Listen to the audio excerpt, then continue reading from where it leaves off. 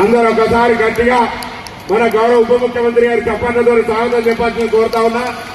ఎందుకంటే ఈ రాష్ట్రంలో వారి ఆర్థిక శాఖ మంత్రిగా గౌరవ ముఖ్యమంత్రి రేవంత్ రెడ్డి గారి నాయకత్వంలో మహిళా శిశు సంక్షేమ శాఖ మంత్రి సీతక్క గారితో కలిసి ఈ రాష్ట్రంలో ఒక విప్లవాత్మకమైన నిర్ణయాల ద్వారా మహిళలకు న్యాయం చేసేటువంటి ఒక దీక్ష బోని ఈ 5 సంవత్సరాల కాలంలో 1 కోటి మంది మహిళలను కోటీశ్వరులు చేయాలనే సంకల్పం తీసుకొని ఆ దిశలో కార్యాచరణ తీసుకుపోయి భాగంగా ఈ రోజు హైదరాబాద్ లో ఉన్నటువంటి 31,000 మహిళా సంఘాల్లో పావలా వడ్డీ గత 10 సంవత్సరాలుగా రాలే ఆ పావలా వడ్డీనిచ్చే కార్యక్రమాన్ని ఈ రోజు ఇక్కడ ప్రారంభిస్తున్నటువంటి గౌరవ ఉప ముఖ్యమంత్రి గారికి వేదిక మీద పెద్దలందరూ కూడా ధన్యవాదాలు తెలియజేస్తా ఉన్నా.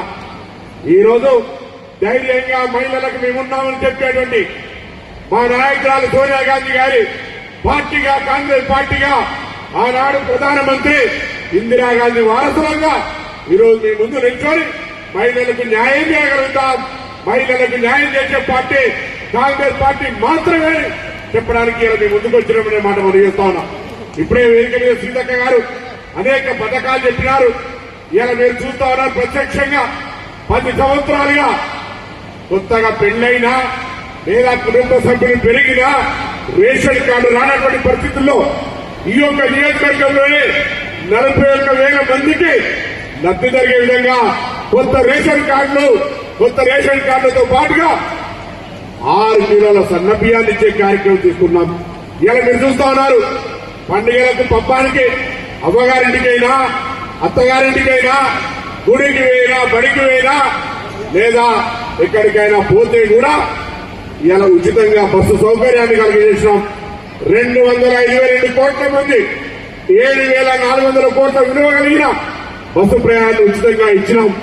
200 యూనిట్ల ఉచిత విద్యుత్ ఇస్తా ఉన్నాం. ఒక మాట మాత్రం మీకు తెలియజేస్తా ఉన్నా, ఈరోజు ఈ ప్రభుత్వం విశ్వాసంగా మహిళల పట్ల గౌరవంగా మహిళలకు న్యాయం చేయాలి, మహిళలను ఉన్నత స్థానానికి తీసుకుపోవాలనే ఆలోచనతోటి నిండు మనసుతోటి ఉంది. మీ ఆశీర్వచనం కావాలి. మీ ఆశీర్వచనం మా ప్రభుత్వానికి కొండంత బలంగా ఇంకా మీ పట్ల సానుకూల నిర్ణయాలు తీసుకోవడానికి ఉండాలని కోరుకుంటూ మీ అందరికీ మరొక్కసారి హృదయపూర్వకంగా అభినందనలు, ధన్యవాదాలు తెలియజేస్తూ గౌరవ ఉప ముఖ్యమంత్రి పెద్దలు బట్టి విక్రమ్